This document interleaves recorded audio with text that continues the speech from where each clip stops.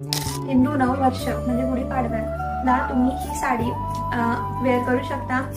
तसेच वैदिक किंवा हिंदू सण ज्याच्यामध्ये आपल्या मराठमोळी लुक करायचा असतो तेव्हा तुम्ही अशी साडी वेअर करू शकता. ही साडी रेडी टू वेअर आहे. फक्त पिनअप करायची पदराला गरज आहे.